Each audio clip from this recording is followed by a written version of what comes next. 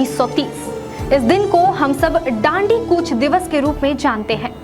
वर्ष 1930 और आज ही के तारीख में महात्मा गांधी और उनके 78 स्वयंसेवकों द्वारा दांडी मार्च की शुरुआत अहमदाबाद साबरमती आश्रम से की गई थी। दांडी मार्च का मुख्य उद्देश्य अंग्रेजों द्वारा बनाए गए नमक कानून को तोड़ना था। आपको बता दूं कि भारत में अंग्रेजों के शासनकाल के समय नमक उत्पादन और विक्रय के ऊपर बड़ी मात्रा में कर लगा दिया गया था। हम जानते हैं कि नमक हमारे लिए कितनी जरूरी चीज है। उस वक्त भी इसी एहसास के साथ नमक सत्याग्रह आंदोलन में लोग कूद पड़े।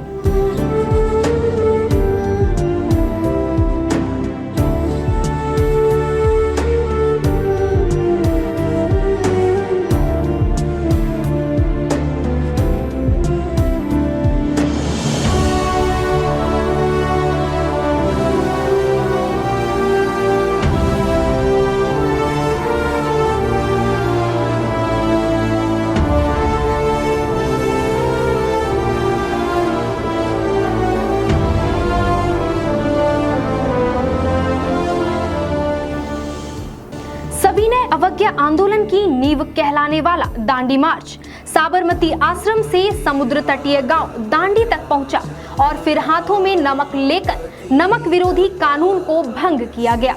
आपको जानकर ये हैरानी होगी कि इस आंदोलन में बापू और उनके स्वयंसेवक 390 किलोमीटर की पैदल यात्रा करके 6 अप्रैल 1930 को नमक विरोधी आंदोलन को तोड़ा था, जिसका खामियाजा भी इन सभी को सत्याग्रहियों को भुगतना पड़ा था।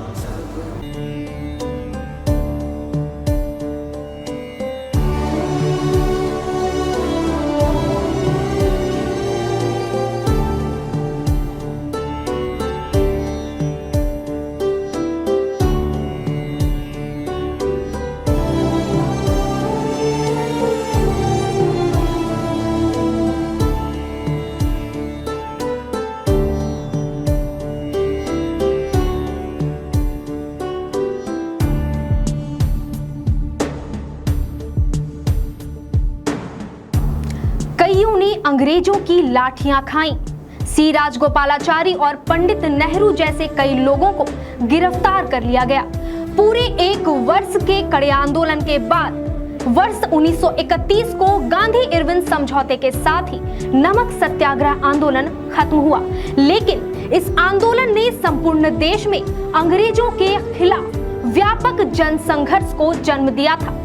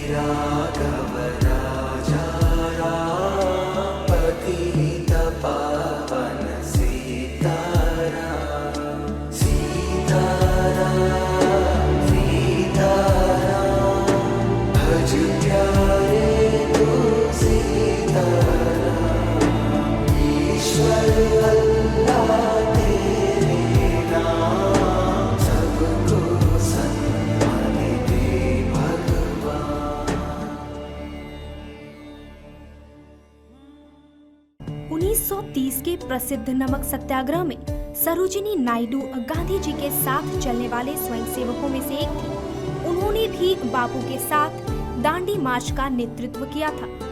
गांधी जी की गिरफ्तारी के बाद गुजरात में धरासणा में लवन पटल की पिकेटिंग करते हुए जब तक स्वयं गिरफ्तार न हो गई, तब तक वह आंदोलन का संचालन करती रही। धरासणा वह स्थान था जहां पुलिस ने शांतिमय और अहिंसक सत्याग्रहियों पर घोर अत्याचार किए थे। सरोजिनी नायडू ने उस परिस्थिति का बड़े साहस के साथ सामना किया।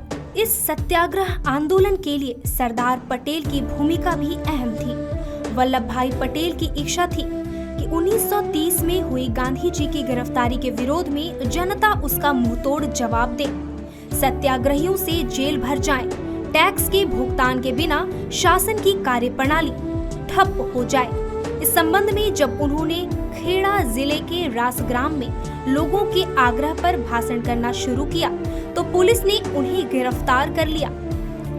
9 मार्च 1930 को रविवार का अवकाश होने के बाद भी मजिस्ट्रेट ने अदालत खुली रखकर सरदार पटेल को 3 माह की सजा सुनाई।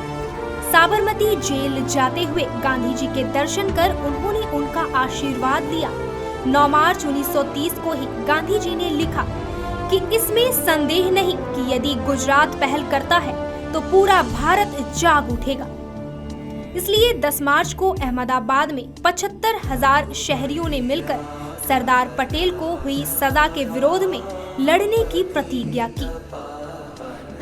11 मार्च वर्ष 1930 शाम की बेला प्रार्थना का वक्त जो उद्गार गांधी जी के मुख से निकले थे वह उन्होंने सच कर दिखाया। मेरा जन्म ब्रिटिश साम्राज्य का नाश करने के लिए ही हुआ है। मैं कौवे की मौत मरूं या कुत्ते की मौत मरूं, पर स्वराज्य लिए बिना आश्रम में पैर नहीं रखूंगा। जय हिंद, जय भारत।